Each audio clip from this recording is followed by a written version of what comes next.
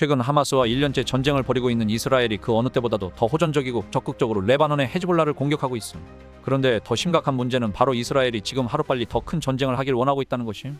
많은 전문가들은 이미 중동 전쟁이 발발하여 전 세계 경제가 타격을 입고 경기 침체에 빠질 수 있다고 경고하고 있는 상황인데, 앞으로 한 달 동안 더 큰 전쟁이 발발할 수밖에 없는 이유에 대해 알려주겠음.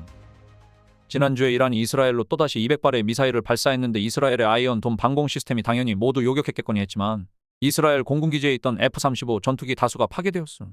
사실 이번에 이란에서 사용한 미사일은 기존의 미사일과 다른 최첨단 미사일이었고 위성 사진으로도 전투기 경납고가 파괴되어 있었음. 그런데 기존에 이빨만 까고 매번 꼬리 내리기 바빴던 이란의 이런 자신만만한 모습을 보고 기뻐하고 있는 사람들은 이란 국민들이 아님 바로 다름 아닌 이스라엘 네타냐후 정부와 미국의 트럼프 지지자들임. 도대체 이스라엘은 왜 저러는 걸까? 이란과 이스라엘이 전쟁을 시작하게 되면 지금 연이어 터지고 있는 전쟁들과는 차원이 다른 규모의 전면전이 예상되고 있음. 무엇보다 원유 가격이 폭등할 수 있고 경기 침체가 온다고 전문가들이 경고할 정도로 전 세계 실물 경기가 불안한 상황에서 중동 전쟁은 전 세계 증시와 실물 경기에도 치명적인 타격을 줄 수 있음. 이란과의 전쟁으로 확전되면 호르무즈 해협이 봉쇄되고 유가가 급등할 것이며 미국의 인플레이션을 악화시켜 미연준의 금리 인하 정책과 대선에도 영향을 주게 됨.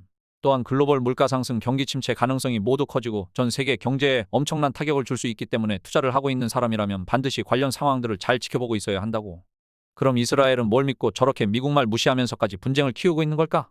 몇 달 안 남은 바이든 정부를 쌩까고 있는 이스라엘 네타냐후 정부와 제발 말 좀 들어달라고 사정하는 바이든 정부, 도대체 어떻게 된 일이고 이스라엘을 중심으로 하는 정세가 왜 계속 확장되고 있는지, 도대체 누가 숨어있는 배후 세력과 숨어있는 승자인 건지 지금부터 빠르게 알려주겠음. 최근 중동에 발생하고 있는 사건들. 이스라엘은 가자 지구의 하마스 무장 세력의 병력 4만 명과 1년째 전쟁을 벌이고 있음. 2023년 10월 7일 하마스가 이스라엘을 기습 공격했고 하마스는 행글라이더를 타고 이스라엘에 침투해 사람들을 인질로 잡고 납치했음. 이스라엘의 정보기관은 이 기습 공격을 사전에 예측하지 못했고 그로 인해 큰 타격을 입었음. 2024년 7월 31일 이란을 방문 중이던 하마스의 주요 지도자 이스마일 하니에를 겨냥한 폭탄 테러가 발생했음. 이스라엘은 이란의 수도 테헤란에 있는 게스트하우스에 폭탄을 설치해 하니에가 방문한 시점에 폭발해서 암살함. 그러다 한 달 전인 8월 25일 이스라엘이 헤즈볼라가 자신들을 공격할 만한 정황을 포착했다고 주장하면서 헤즈볼라를 향해 대규모 선제 타격을 감행했음. 그러던 중 헤즈볼라에 또 엄청난 사건이 발생했음. 불과 2주 전인 9월 17일에 헤즈볼라 대원들끼리 사용하던 삐삐 3,000여 개가 동시에 폭발하는 사고가 발생한 것임.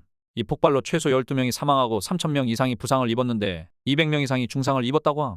알고 보니 사실 이 삐삐의 소량의 폭발성 물질이 내장되어 있었으며 이스라엘이 보낸 암호 메시지가 삐삐에 전달되자 헤즈볼라 대원들이 삐삐를 보려고 하는 순간 폭발이 일어난 거임. 많은 대원들이 실명하거나 심각한 부상을 입고 전투력을 상실함. 이 삐삐 테러 사건으로 치르게 된 장례식을 준비하는 중에도 대원들이 사용하는 무전기가 폭발하여 20명이 사망하고 450명이 추가로 부상을 입었다고 함. 이스라엘은 공식적으로 이 사건에 대한 책임을 인정하지 않고 있지만 누가 봐도 이건 이스라엘의 소행으로 보이는 상황임. 그러다가 며칠 전인 2024년 9월 27일 이스라엘이 헤즈볼라 본부를 공습해 하산 나스랄라를 사살했다고 발표함. 하산 나스랄라는 레바논의 무장정파 헤즈볼라의 수장이며 1992년부터 헤즈볼라의 최고 지도자이자 사무총장으로 활동했음. 헤즈볼라 역시 그가 사망했다고 인정했고 헤즈볼라 지도부는 거의 전멸 상태인 것으로 보임. 그러던 와중에 이번 주에 나스랄라의 사촌이자 32년간 헤즈볼라를 키운 인물이며 나스랄라의 후계자로 지목되고 있던 하셈 사피에딘 또한 연락이 두절되면서 이스라엘 폭격에 의해 사망했을 거라는 뉴스들이 나오고 있음. 그리고 이스라엘은 지금도 레바논의 수도 베이루트에 대규모 공습을 진행하고 있음. 헤즈볼라의 거점 본부를 타격하고 있으며 베이루트와 남쪽의 헤즈볼라 본부가 공격받았으며 현재 사망자는 800명을 넘었음. 지금도 공습과 관련된 뉴스가 계속 나오고 있음. 지금까지는 이스라엘이 하마스나 헤즈볼라와 싸우고 있었던 상황을 알려줬는데 사실 진짜 중요한 건 이스라엘과 이란이 어떻게 될 것인가 하는 문제임. 제5차 중동전쟁이 발발할 수도 있는 뇌관이 여기에 있기 때문임. 앞에 말한 사건들은 이란의 중요한 동맹이자 종교적 지도자에 대한 공격으로 이란의 분노를 자극할 수 있음. 네타냐후는 이스라엘이 레바논 국민과 싸우는 것이 아니라 헤즈볼라와의 전쟁을 벌이고 있다고 강조하고 있지만 이란 입장에서는 체면상 가만히 있을 수 없는 문제임. 그렇다면 이스라엘과 이란은 전쟁을 정말 원하고 있을까? 아님 어쩔 수 없이 끌려가며 싸우는 척만 하는 것일까? 오늘 영상에서 가장 중요한 부분인데 이스라엘은 이란과의 전쟁을 매우 원하고 있음. 이번에도 헤즈볼라 지도부 공격과 나스랄라 제거가 성공하면서 네타냐후의 지지율이 크게 상승했음. 현재 미국이 이스라엘의 안보를 보장하는 입장에 있기 때문에 이스라엘이 이란을 공격하면 미국 역시 개입하게 될 것이고 아무리 이란이 중동의 강자라고 해봤자 미국이 제대로 개입하는 순간 탈탈 털리다가 끝나게 될 것임. 네타냐후 총리는 가장 위협이 되는 존재가 이란이라고 수차례 강조했었고 이란도 50년 넘게 반이스라엘 정책을 취하고 있음. 최근 이란은 미국의 제재로 경제력이 많이 약해져 있지만 중동 지역에서 인구도 이집트 다음으로 많고 석유 자원도 많은 이란은 언제든지 충분히 경제력과 군사력을 회복시킬 수 있음. 거기다가 고농축 우라늄을 아직은 확보하지는 못한 것으로 보이지만 핵무장까지 하려는 시도를 계속 보이고 있어 이란 입장에서는 지금 가만 안 놔두면 정말 무서운 대상이 될 거임. 현재 중동에서 핵무기 보유국은 이스라엘 하나뿐임. 그러니 이스라엘은 지금 같이 유리한 상황일 때 미국의 지원을 받으면서 이번 세대에 이란의 영향력을 중동에서 아예 제거하는 것을 목표로 하고 있음.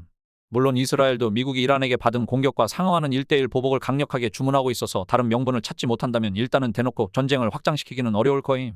우리와 생각하는 거와 반대로 이란은 오히려 지금 전쟁을 피하고 싶어.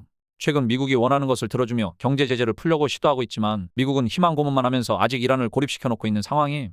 이란 입장에서는 지금의 상황만 타개하고 장기적으로 국력을 키우면 미래의 이스라엘을 충분히 제압할 수 있을 거라는 자신감이 있음. 그리고 당장 미국 대선을 앞두고 해리스가 당선되면 자신들과 협상을 할 수 있지 않을까라는 기대도 있기 때문에 대통령이 확정되기 전까지는 전쟁을 피하고 싶어 함.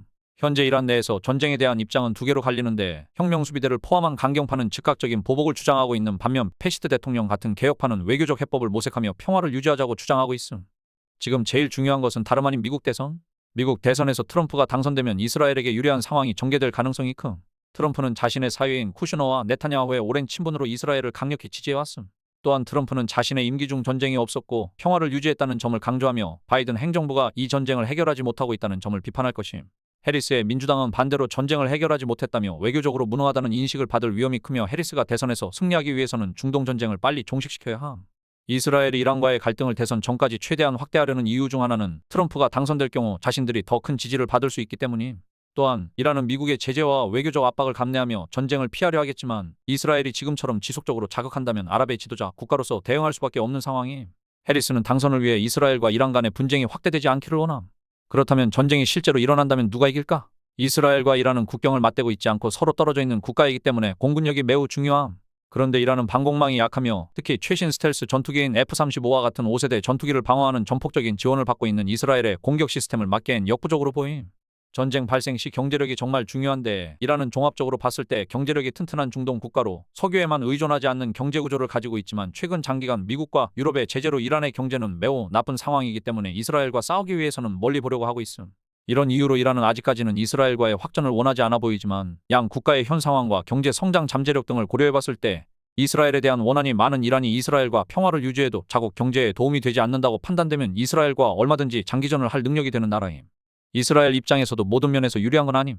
하마스나 헤즈볼라와의 전쟁 중에도 군수 물자를 대부분 미국으로부터 지원받고 있음.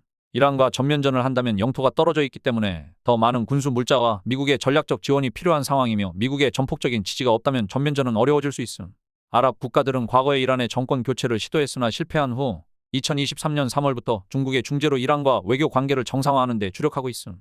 중동 국가 대부분은 중립적인 입장을 취하며 이란이 중동에서 군사적, 정치적으로 문제를 일으키지 않기를 바라며 이웃 국가로서 조화롭게 공존하길 원하고 있음.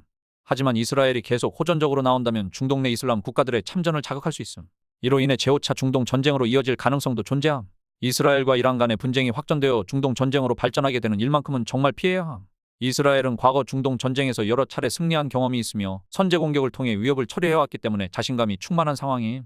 이번 전쟁이 제5차 중동 전쟁으로 확전될지는 확실하지 않지만 적어도 미국 대선 전까지는 중동 정세가 더 불안정해질 수 있고 그 이후에도 분쟁이 장기화될 가능성은 매우 커 보임. 우리 채널에서 앞으로의 상황들과 이로 인한 세계 증시에 대한 영향이 어떻게 될지 빠르고 정확하게 알려줄 테니 구독과 좋아요 팍팍 박으라고.